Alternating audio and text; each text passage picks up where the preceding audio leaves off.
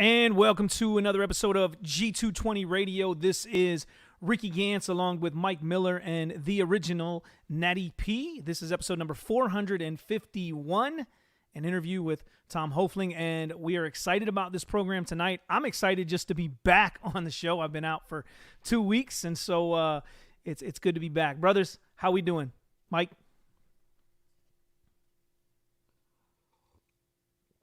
That's it?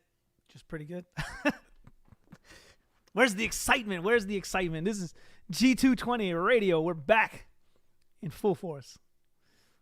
Oh.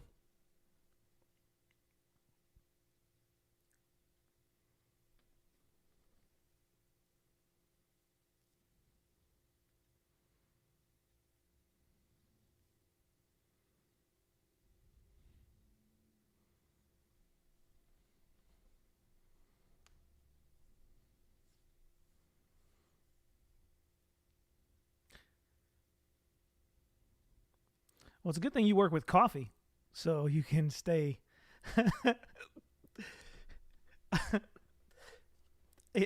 There you go.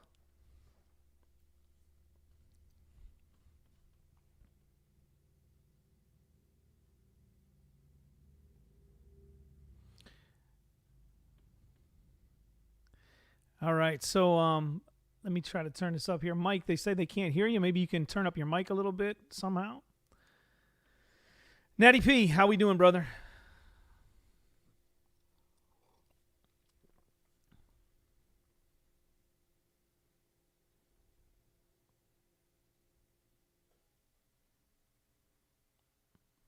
Yeah, real conversations with real people.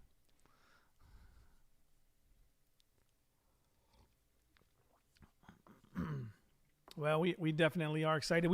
Like I said, this is episode number 451. 451. Man, we're moving. We was just talking before the show about when we get to number 666, because Mike and I both listened to a program this week from the Reform Forum, and that was their episode number. And we're going to have to do something on dispensationalism at that time, but we also figured we can do 616 as well. But we'll get into that at that time. It's going to come quickly, so we need to start preparing now. But yeah, this is episode number 451. We're going to have an interview with Tom Hoefling. He is running for president of the United States, and we're going to talk to him all about that here on the program tonight. So we're going to go ahead and bring him in. Mute him here.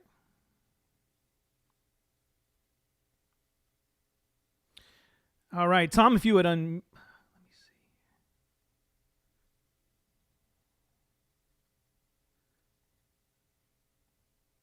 Yeah, Tom, if you would unmute yourself, I'm sorry.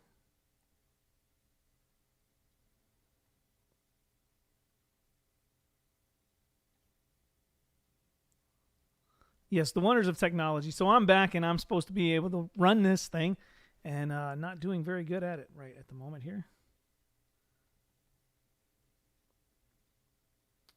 There we go.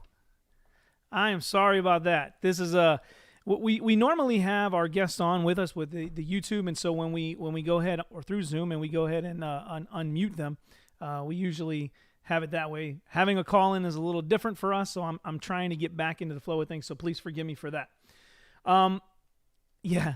So Tom, why don't you go ahead and tell us a little bit about yourself? This is your second time on G220 Radio. You came on back in 2016. You was running for president back then as well. And so why don't you go ahead and tell our listeners a little bit about yourself, those who may not be aware of who you are.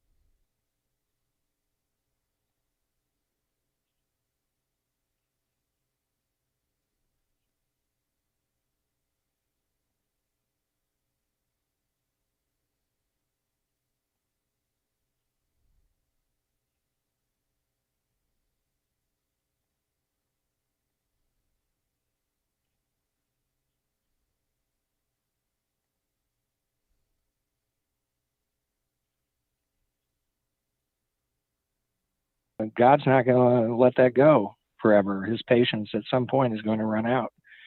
You can't begin to not just allow sodomy All right. to run rampant. Excuse me. Yeah, I'm sorry. I'm trying to. I think we're having some difficulties here. Not the way we want to get things going here. Oh. I feel like I'm hearing him now on the stream. Okay. Let me see here. I'm sorry, Tom. Again, technical difficulties. This is my first time back. I'm excited to be back after 2 weeks of off, and it's like I forgot how to run things over here. And so okay. Please forgive me. I guess we'll go ahead and try to continue, and hopefully... Yeah, sounds good now. Oh, Mike says we're good. Okay. All right. Sorry about that. If you want to go ahead and start again, and we'll just hit it from that point. All right. Well, want me to start completely over? Yeah, wherever you want to go ahead and just let the folks know a little bit about yourself. Well, gentlemen, I'm just happy to be back on your show. I remember our interview 4 years ago. I know it was a very good interview. I really appreciate the work you all do. I'm glad to be back here. Again, I'm Tom Hoefling from Iowa. I'm a longtime conservative activist. Active in political campaigns for about 25 years all across the country at all levels. Got into national politics about 20 years ago, a little more than 20 years ago, primarily because I became involved with Dr. Alan Keyes in his presidential campaign. I eventually became his national political director. 2008, there was no way we were going to support John McCain, a man who had spent his entire career fighting everything we believe in the cloakrooms of the Senate. And so we started a new party in 2008 called America's Party. We ran Dr. Keyes for president in 2008. We kind of parted ways with Dr. Keyes after that. And in 2012 and 2016, I was the nominee of America's Party for president. This time I'm running as an independent. The various states have kind of robbed us of ballot access, some of it rather nefariously. So we just went ahead this time between COVID and everything else. We just decided we're going to run a write-in campaign this year. Mainly, I am on the ballot in Louisiana myself as my running mate, Andy Pryor from Texas. But basically, we just don't see anybody out there saying what needs to be said. If you go to Tom Hoefling 2020.com, you'll see my platform. Our party platform is at selfgovernment.us. There's nobody else carrying that message. I believe that platform carries a message that is really the only hope for this country. The message of turning back to God. First and foremost, our campaign slogan is repent. And that's aimed not first and foremost at the heathens in this country, but at the church. We have millions of Christians right now in this country that are supporting a wicked man for president of the United States. And the people that I represent don't go along with that. They're not going to support a man who thinks it's an honor to be called the most pro-gay president in American history. They don't think they should be spending their precious civic franchise on a man who has signed every bill to fund the abortionists that's come across his desk. Last year, it was a record amount.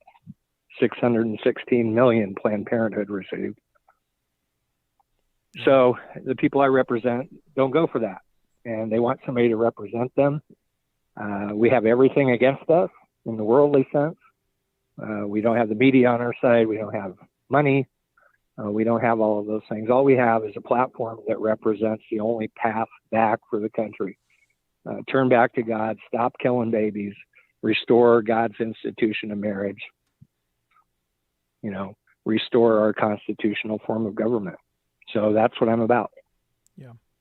And that's one of the things that I came across you back in 2016, being someone who goes out and proclaims the gospel at abortion centers, preaching the gospel there, calling women to turn from that place and offering them help, trying to get them to not murder their child. And so I came across your name through some other people that were like-minded in that, and got behind you in 2016 and supported you then. And this year, or this election season now, we're facing a similar situation. It seems like it gets down to there's only two parties. There's only two parties, and third parties really don't stand a chance. That's what you hear every election cycle, when it comes around for the presidential election. Or a no vote is, just a wasted vote. Or again, you're voting for, if you don't vote for one of the two parties, or you vote third party, they'll say it's a wasted vote. So what would you say to those individuals who would think that voting for a third party, as you said, you've got all the things stacked against you. You don't have the support. COVID-19 really threw a wrench in a lot of people's plans this year. And so what do you say to those people who have an issue with a third party voter, or thinking, because they're hearing it from both sides, from the Democratic side or the Republican side, that if you don't vote for Donald Trump, you're basically giving your vote to Joe Biden. If you don't vote for the Democratic ticket, you're basically giving your vote to Donald Trump. What would you say to those individuals who make that argument there?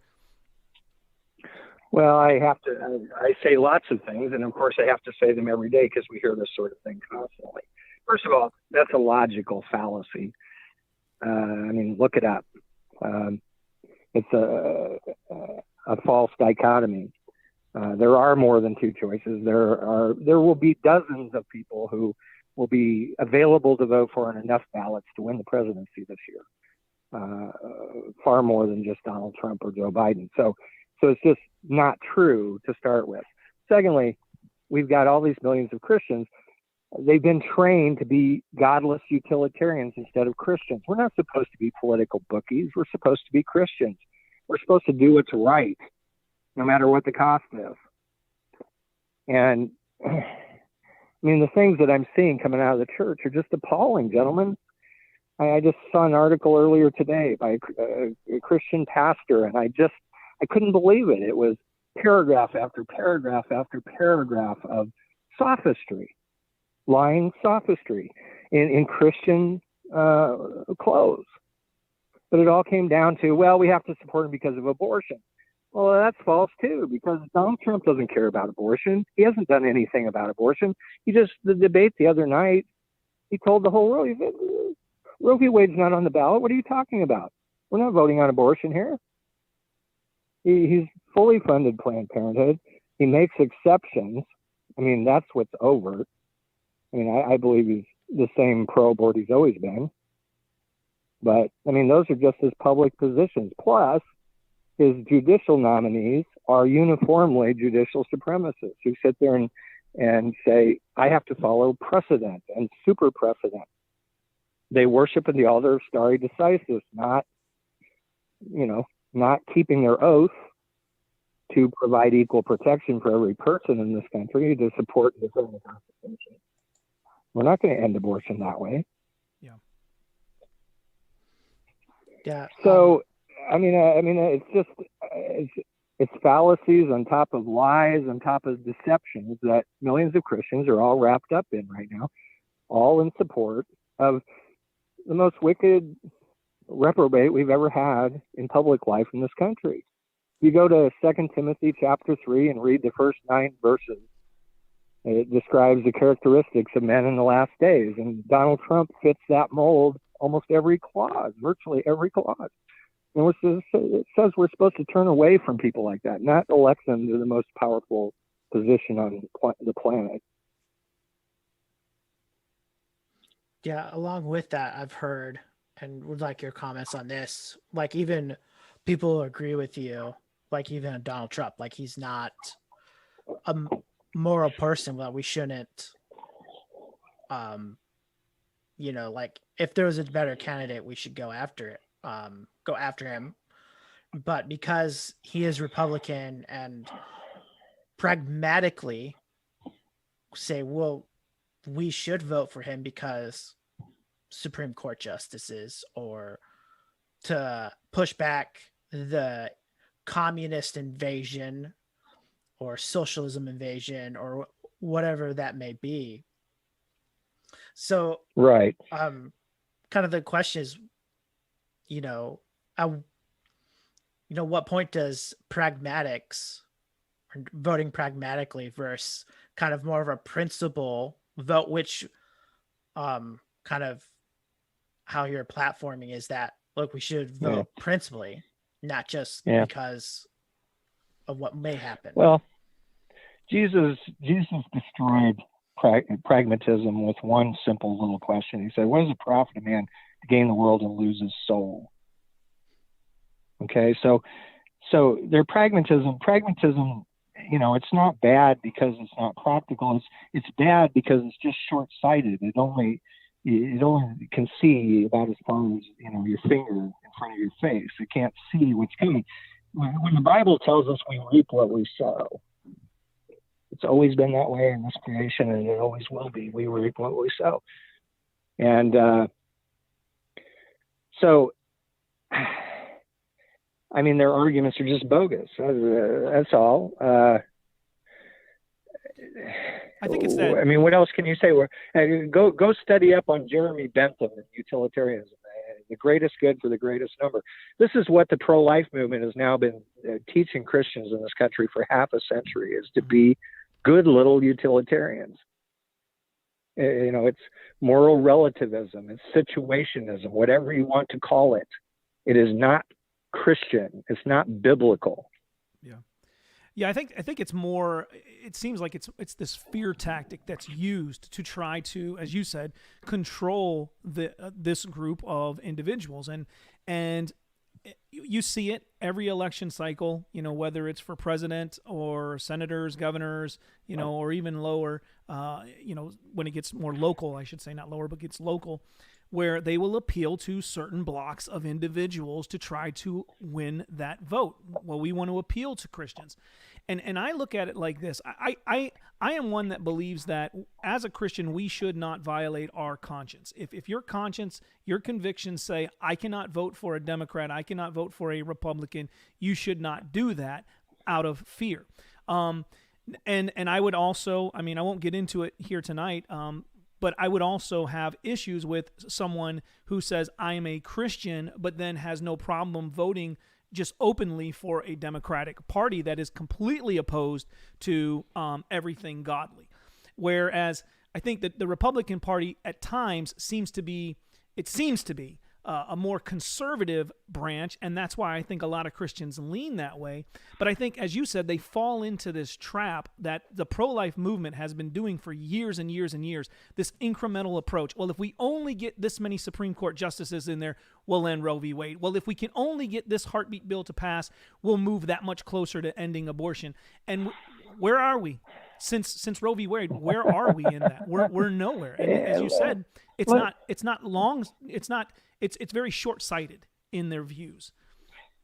Every pro-abortion ruling by the Supreme Court in the last 50 years was from a Republican court. Obergefell, gay marriage, so-called. That's from a Republican court. Look, at the heart of the problems we're having right now is this fallacy of judicial supremacy.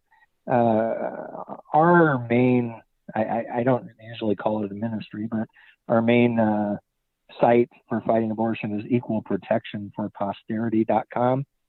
And if you go there, and there's a link there called judicial supremacy, top center of the navigation, right at the top of the page. And start to study out, look, we're not supposed to be ruled by the judges anyway. Every president since Nixon should have just simply said no to the Roe court. The true jurisdiction of the Supreme Court is simply to decide the cases that come before them according to the Constitution, according to morality, according to the moral law, because they swear to establish justice.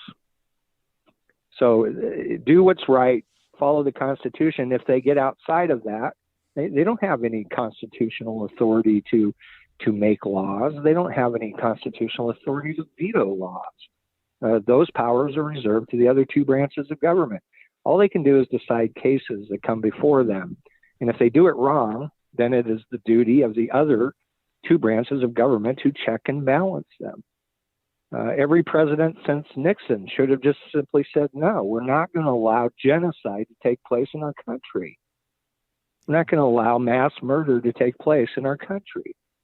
This is why every time I run, I've said, if I become president, I will recognize the humanity of the child in the womb, and I will shut down the abortion clinics. I'll use the force of government to enforce the Fifth and the 14th Amendment equal protection and due process requirements. Yeah. Now with abortion, obviously that's a very huge issue. I know a lot of people will argue too, where people are saying, I'm going to take a stand and not just continue to go along with this two-party system. I'm not just going to go along with who has the better chance of winning, but I'm going to vote my conscience in this. They'll say, well, you're just a single-issue voter. You also mentioned that there's some other things there with Trump where a lot of people, Christians, are voting for Trump. You mentioned being known as the most pro-LGBTQ president. That's his own. He said he was honored to be called that. That's not me talking. That's Donald Trump on his Twitter account. Yeah. Look, I'm a former Republican Party official in my state. I used to be on the Republican State Committee here. I was very involved in the Republican Party for a couple decades. I worked very, very hard to elect Republicans. Okay, but I have no more use for the Republican Party. We have the Democrats who boo God, but we have the Republicans who cheer for God and then don't do anything about it. I mean, what's more dangerous to you? If you're out on a ship and, what's more dangerous to you, the ship, the enemy ship flying their own flag or an enemy ship flying your flag? Mm-hmm. I mean, the Republican Party is just pretty much useless now. All of these promises to defund Planned Parenthood all these years, they had the entire government the first 2 years of Trump's term. Did they do anything to defund Planned Parenthood? Which is a joke to begin with. Who's paying for it is very minor compared to the fact that they're allowing it to happen anyway. Yeah. But they haven't done anything. They have no intention of stopping abortion. The best you're going to get out of them is a little more regulation. Even this latest Supreme Court judge they've nominated that everybody seems so gaga over, she's made it very clear that she adheres to precedent. She's made that very clear. She says in her confirmation hearings 3 years ago, she said, we're not going to stop abortion. Donald Trump said the other night, it's not on the ballot this time. It's not on the table. I mean, all you have to do is listen to them, listen to what they say and what their record is. Right. You don't have to take my word for it, but people need to start paying attention. I believe a large percentage of the Christians, the evangelical Christians who are supporting Trump currently, it's willful. It's not that they don't know how bad it is. I read these articles from Christian preachers just trying to justify supporting Trump. They lay out why he's so bad. They admit it. But then they turn around and try and justify it. There is no justifying it. Do you think they do it out of fear of the Democratic Party? Is that, I mean, not the only reason, but... Well, fear is a huge part of it, but they're fearing man, not God. Scripture talks about that. That's not a good thing.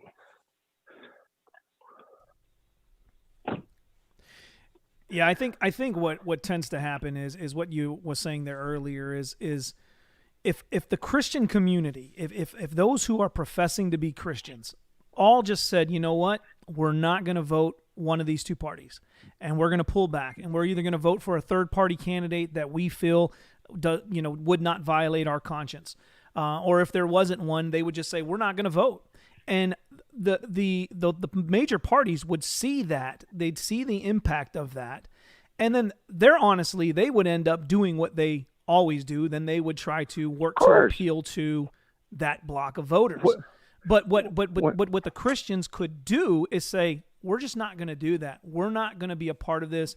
I have personally, my own conviction, I have a problem where I cannot vote for a president of the United States that would support abortion in any form. And this is an argument that people give. Maybe you can speak to this too. They'll say, well, and again, it comes back to this pro-life incrementalism type arguments that we've seen for many, many years. Well, with under Donald Trump, he's for exceptions in the case of rape, incest, or the life of the mother. But the Democrats, they're completely for abortion all the way up till, the moment of birth. So less babies would die in that instance. And I always come back to, I'm not voting for more babies to die. I'm not voting for less. I'm not voting for any babies to die. God is sovereign. Absolutely. And my conscience before God has to be clear. So maybe you want to speak on that as well. Yeah, again, this is utilitarianism 101. Look it up. Jeremy Bentham. This is what it's all about. It's a godless ideology. Jeremy Bentham was a contemporary of the founders of our country. He was a contemporary of Thomas Jefferson. He hated the Declaration of Independence. He hated it. He was a Brit, Jeremy Bentham was, and he actually propagandized very harshly against the Declaration of Independence and American independence, and especially the claim that all men are created equal, endowed by their creator with certain unalienable rights. He railed against that idea. And he's the inventor of utilitarianism. And the key phrase, a famous phrase from utilitarianism, is the greatest good for the greatest number. That's not Christianity. That's not biblical Christianity. That is a godless ideology, one that will lead you all kinds of bad places, including where we are right now, continuing to kill, 1 million or more babies in this country every year. Yeah.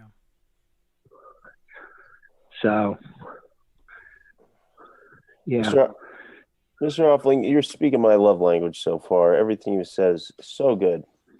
So my question for you is, what's the long game? Because if we know anything, Christians are going to be here long after the parties are done. So what's our long game in all this? How do we untrain the electorate to stop thinking in two-party false dichotomies? Well, it's a tough question, and I mean, it's an easy question to answer. I can give you the easy pat answer. Okay, it's simply, you just got to hang in there and keep doing what's right and keep calling people to repentance, especially Christians. And that's certainly what I've committed myself to do. But the reality is, it's very difficult. If you stand in the way of this monster, you get walked on, you get abused, you get attacked. I've been attacked viciously in this election cycle. In the first place by BLM Marxists, 22-year-old brainwashed little Marxists, but far more than that, by Christians, and including and most especially Christian pastors, some of them who even call themselves abolitionists. So it's hard. It's not easy. I mean, I'm not going to sit here and tell you it's easy to overcome this, because this country is so far gone, and the church in this country is so far down this rabbit hole. I mean, it ain't easy to get them out. It would be easy. Look, 75% of the American people still claim to be Christians in this country. Okay, that's what they claim. If even a small fraction of them would say, okay, I am no longer going to compromise the lives of little babies in how I vote. I'm no longer going to compromise with the sexualists and their enablers. I'm only going to vote. It's easy to say. I mean, you always have a choice. God never leaves you with a choice where you have to choose evil. The idea that he does is an insult to God. You can always, as Ricky said a minute ago, you can choose not to vote. I do it all the time because I know the condition of my politicians here in Iowa, and I ain't voting for them. I ain't voting for these Republicans. They're all compromisers. I'm not voting for them, so I'll write in somebody that I know is qualified. Yeah. You know, Gentlemen, let me say one last thing. Yeah, go ahead. Go on. This is why I run, first and foremost, is to rob Christians of an excuse. Okay? In like 36 to 38 states, we're not quite sure how it's going to land yet, representing 75% or better of the electors, they're going to be able to write in Tom Hoefling and Andy Pryor. Okay? They don't have any legitimate excuse. Now, they still don't have an excuse for voting for evil, even if we're not qualified in that state. They can vote no. They can just not vote. But you don't have to vote for evil. Go ahead. I'm sorry. No, that's fine. I'm going to ruffle some feathers here when I name drop this. Mike will know what I'm talking about. Nathaniel will know what I'm talking about. But I was listening to a sermon yesterday from John Piper. That's going to ruffle feathers, right? And he was talking about how in America, it's the hardest place to be a Christian in America, because we think about persecution that happens in other countries, but we've had it. We've had this freedom for so long. We've had this idea that everything is just gone the way we think it should go as Americans, and we've let it slip from underneath us, because we haven't been fighting for those things. You know, back when Roe v. Wade was on the ballot, where were the churches? I mean, I think, Nathaniel, you even said something about getting a shirt or something before about to wear out to the abortion center, or have a sign, something like open by permission of the church or something like that. Was that what you were saying? Yeah. So I was I had a sign and it said "Babies murdered here by permission of the church," and essentially with the inference would be by permission of the American church, not obviously the invisible church or anything like that. But. Right. Yeah, and so I think what happens is there's this easy believism, this easy Christian walk here in America. We've never had to face anything. And now, just like last election cycle, it was, we got to elect Trump because of Hillary. We can't let Hillary get into office. And now it's, we got to elect Trump because Biden and all this socialists, look how far left they are. And again, it's this fear tactics rather than just saying, you know what, I'm not going to fear Marxism. I'm not going to fear socialism. I'm going to stand because God is sovereign, and I'm going to vote my conscience. And the outcome will be the outcome. God is still in control. Look, Trump is driving a whole generation of young people in the hands of the communists, okay? So, you know, when they give me that, I just can't. I can't allow that to stand. I hear it every day, and I'm like, give me a break. I see these young people, and some of them are in my extended family. They're being driven into the hands of the left in droves. Why? Because they're looking at the Republicans, the Trump Republicans, and they're seeing nothing but gross hypocrisy out of Christians. You know, those Christians are going to have to give an account to God for that example that they're setting. I mean, I read this article today, and it was by a Christian preacher. I don't know him, but somebody sent it to me and said, what do you say to this? You know, he's sitting there. It was a question from an atheist saying, how can you be such a hypocrite and vote for Trump? Yeah. And the pastor's response was, well, this is how I can do it. And, you know, he gave him 600 words of hypocrisy. How is that going to turn that so-called atheist to the Lord? That atheist is going to turn around. These Christians, they're a bunch of stinking hypocrites. They can spot it a mile away. Yeah. So that's my answer. Is disgust at that sort of thing. You know, fear of Biden. Look. A corrupted church in America is far more of a threat to our national existence than Trump or Biden will ever be. Go ahead, Mike. I don't know how much clearer. I don't know how much clearer I can be than that. Yeah, I think you hit kind of something important, and we've mentioned it off and on, or I've mentioned it off and on. And, you know, you talked about how Christians have kind of developed this Unitarian type mindset. And I think Utilitarian. utilitarian. Sorry, thank you for correction. And kind of I think about just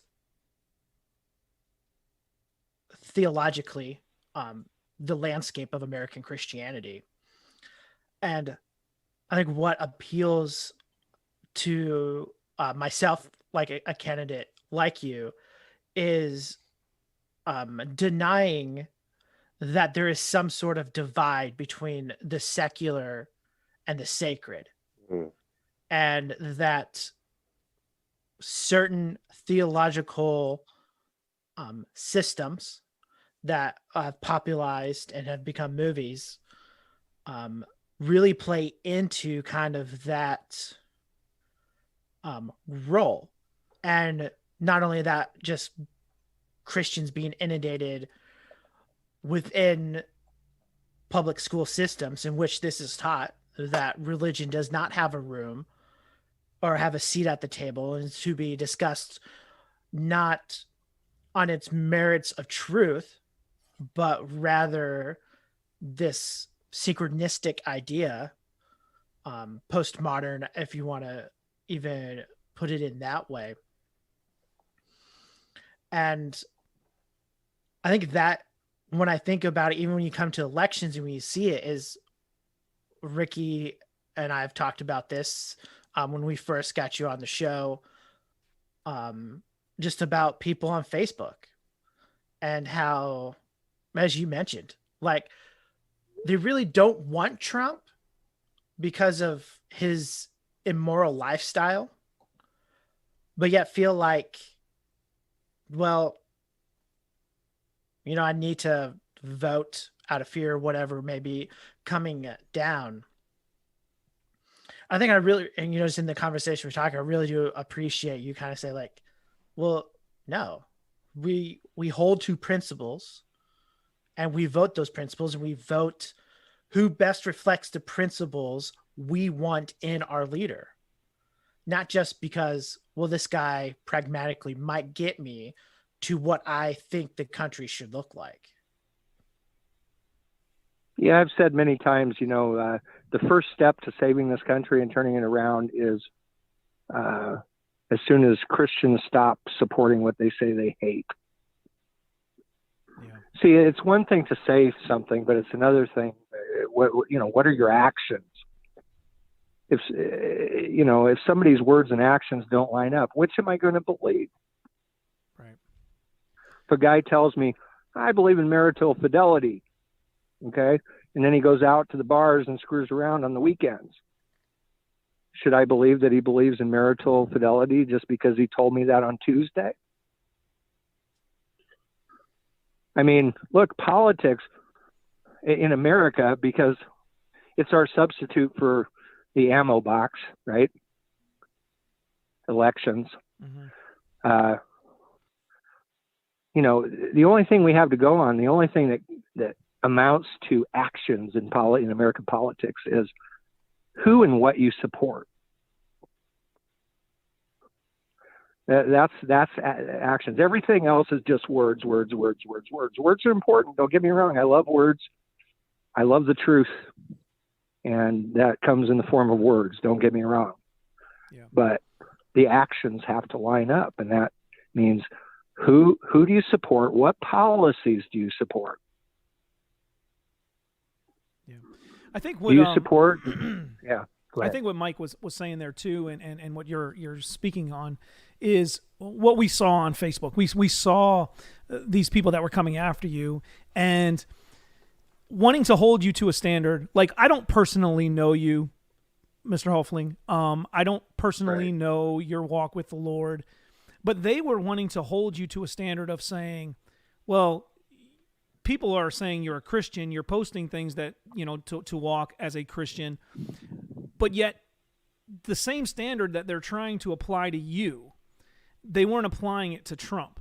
And that's where you start to see this hypocrisy start to happen, where it's like, what is it really that's keeping people in this state where they think, I have to vote for Trump, and many times I've seen them say, well, we have to stop the Marxism from coming and the socialism from taking over.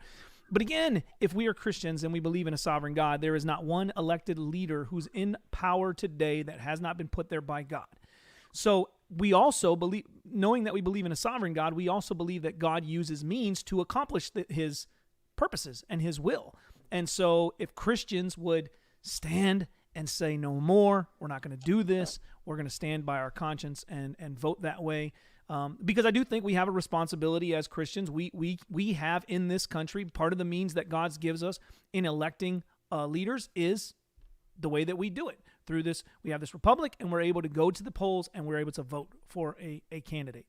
And we can say, yes, we're going to vote for these candidates that either line up with our biblical principles and what we say we believe, as you was mentioning there, or we're not going to do that, and we're going to play the hypocrite. And I don't want to say this broad brush everybody. I think just like within the pro-life movement, there are individuals who truly want to see abortion stop, but they really haven't been confronted with an abolitionist type mindset. They haven't been confronted with people saying, have you ever really considered that the pro-life movement isn't really advancing the end of abortion? They're just continuing to keep it going. And so I think there are Christians who may just be, and I say this in a gracious way, ignorant to some of the things that are out there. But as Christians, we are to seek for the truth, and we should be involving ourselves to understand these things better. But I think, I think that does kind of play a part where there seems to be this fear. So they, as I was saying, they didn't want to hold you to the same standard that they were trying to, or hold Trump to the same standard they were trying to hold you to. And I just found that to be, somewhat hypocritical in that. Because if you're looking for a candidate that best aligns with our Christian values, who else is out there? Yeah, look, I'm a repentant sinner saved by grace alone. Okay? It's only God's grace that I'm a Christian. Okay? But you cannot draw, or you can't rightfully draw an equivalency between a repentant sinner who's trying to walk uprightly before the Lord and somebody who's a reprobate who says they don't need God's forgiveness. Okay? Mm-hmm. That is, in fact, you're in danger of doing what the scripture says, woe to those who call evil good and good evil. Mm-hmm. And there's a lot of that going on, I assure you. Yeah. Well, let me ask you a couple questions off the topic of abortion. We know where you stand on abortion. We know where you stand on the institute of marriage as God ordained it. But what would you say to, and we got about maybe 15 minutes left in the program, but what would you say to some of the things that we are seeing in our country today? There's a lot of division. You have the BLM, you have the Antifa.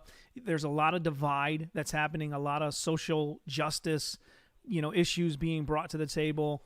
How would you try to bring about a unity within the country to the best of your ability if you were the President of the United States?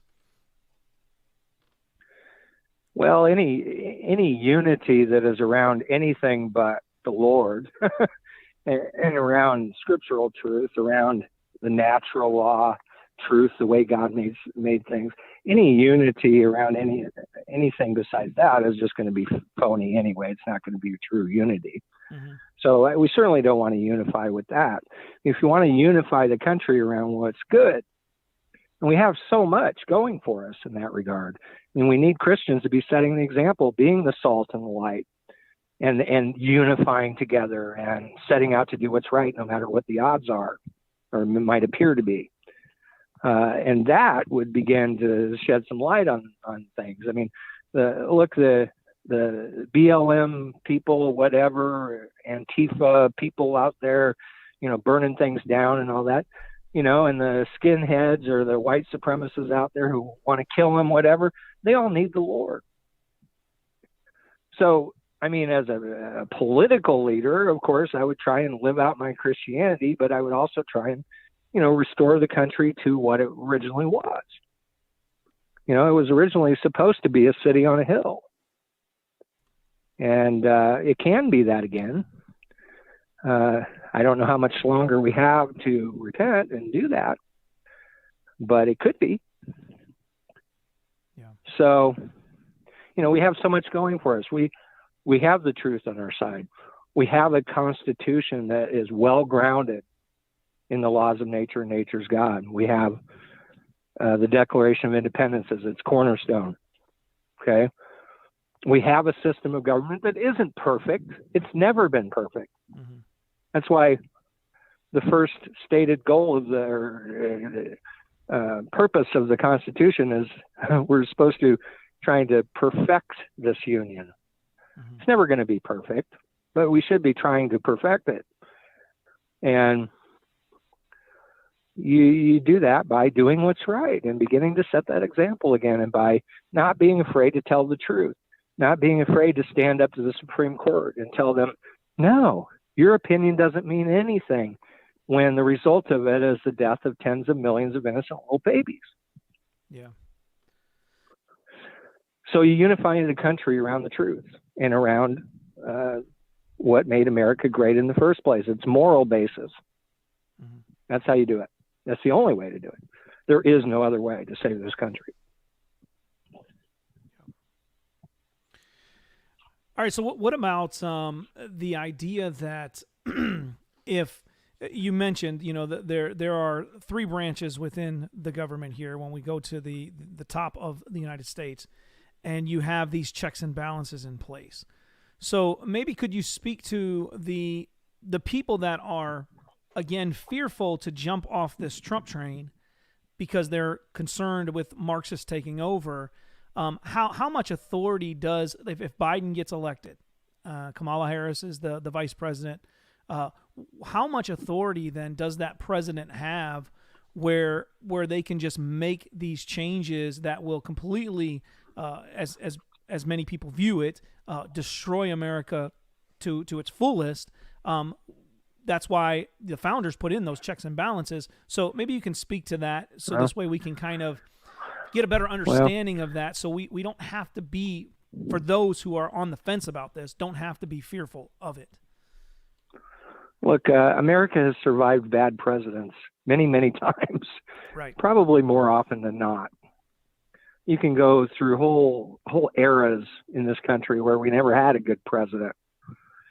So, look, Biden and Harris can't do anything to this country that A, God doesn't allow, and B, that the people of this country don't allow. People need to realize that they're the sovereign in this country under the sovereign God. The people are supposed to be the government in this country. Mm-hmm. So quit being afraid of them. Look, I was stuck in some of those same mental ruts years ago. I didn't know that we could survive Obama. Mm-hmm. I fought to keep Obama out of office. I slept on a cot in a back room in Illinois to try and keep him out of the U.S. Senate. Okay, I didn't think we could survive. We did. We survived Obama, sort of. Of course, it's continuing to get worse and worse. But so, we've got all these examples in the Scripture, the Lord telling us, "Fear not."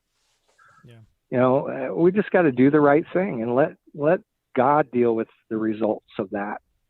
But as long as we get sucked into lesser of two evils kind of thinking, stop complaining that the country's going to hell in a handbasket because you're helping do it.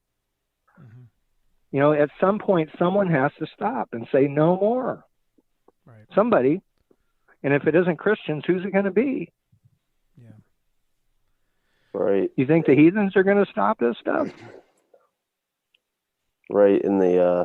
In Samuel, God says, I desire obedience, not sacrifice. So it sounds to me like the best solution is for each one of us who name the name of Christ to be obedient where we are, whether it's in the polling booth on the campaign trail at work or in the Oval Office, wherever a Christian takes a square inch. I think that the solution for all this is that faithfulness. Amen. Look, a couple of things.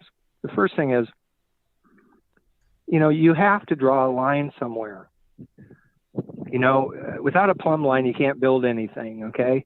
What's your plumb line for candidates? I know what mine is. I spell it out constantly. You know, I could give you 7, 8, 10 things that are just the non-negotiables. Okay. I mean, if somebody's a God hater, I'm not going to vote for them. If they think it's okay to kill babies, any babies, I'm not going to vote for them. If they think men can marry men and women can marry women, scratch them off the list. If they want to take away our right to keep and bear arms, sorry, you know, et cetera. You know, just what's your plumb line? Just it's amazing when you set out just simple, basic 7, 8, 10 basic things that you won't compromise on, how fast you start to learn how utterly insufficient virtually everyone is in office now in this country. I don't know of a single member of the Congress that is supportable, and very few in the state legislatures, only a handful. Yeah. Just from a basic plumb line that I've applied, a principle. And I do think that's one of the reasons why at a local level, we as Christians need to get involved as well, because we can then bring about change in our areas by voting in people who are godly candidates, or people at least who have, you know, the principles that they're standing on that would best align with us as Christians. I want to give you, because we're running out of time here, but I see that you have a conference coming up here, Abolishing Abortion in Texas Conference and Mission. It's got yourself, your vice presidential candidate, Andy Pryor. It's got Rusty Thomas, John Speed, C.R. Cowley, and some other speakers there. That's October 17th and 18th in San Antonio. Anything else you would like to get out there, promote to the people before we give you any last words that you would want to share with them? Well, sure. Again, our campaign website is Tom Hoefling 2020, TOMHOEF as in Frank, LING 2020.com, selfgovernment.us, equalprotectionforposterity.com. Those are our websites. I'm still on Facebook as Thomas Hoefling. I was deplatformed by Facebook this week. I don't know if you heard that on my main personal Tom Hoefling account. 4,000 very well vetted abolitionists went poof. Because they didn't like my content, apparently. So, you know, come and join us. We have another small, more private online network you can join up with. It's the Life and Liberty Network. If you look me up, I'll be happy to send you an invitation to that, and you can participate. We also, for the last 13 years now, going on 14 years, we've had a twice weekly national conference call. And you're certainly free to come on that any Tuesday and Thursday night. In fact, somebody else is carrying the ball tonight, so I could come do this interview. But come on and join us. You can ask me anything you want. You can ask Andy anything you want, because he's usually on the call as well. So we'd love to have you join us on that any Tuesday or Thursday night. Those numbers, call-in numbers, are right there on the front page of selfgovernment.us. So thanks for having me, guys. I really appreciate it. Yeah, we're glad to have you on the program to let others know that there are options out there. You don't have to fear voting one of the two parties, and if your conscience, your convictions, as a Christian, will not allow you to vote for one of the two major parties, don't do it out of fear. Follow your conscience, follow your biblical convictions, and vote that way. As Martin Luther said, you know, I will not go against conscience. And so as Christians, you know, we've seen throughout all of history, Christians taking stands and saying, no, we will not bow the knee to Caesar. We will continue to stand for the truth. We will continue to stand for what is right. And let us consider those things as we go to the polls here. Open polling is early voting is already started. So as we go to the polls, consider those things. Again, Tom, thank you for coming on the show. Did you guys have any last thoughts or anything you wanted to share before we go off the air here? No, it was a first politician that's told me exactly what I wanted to hear. Well, and I don't mean that facetiously. I don't mean that facetiously. Trump will tell you what you want to hear as long as you vote for him. Well, I take that in exactly the way it was meant. I think you meant that in the best possible sense, and that's the way I received it. So thank you. Thank goodness, because I didn't realize how stupid it sounded when I said it. All right. Well, go ahead. Most people, I don't tell them what they want to hear. That's for sure. So it's good that I'm among folks that do want to hear the truth. So God bless you guys. Yeah, you too. Well, that's been G220 Radio for tonight. I hope you enjoyed the program. Until next time, God bless.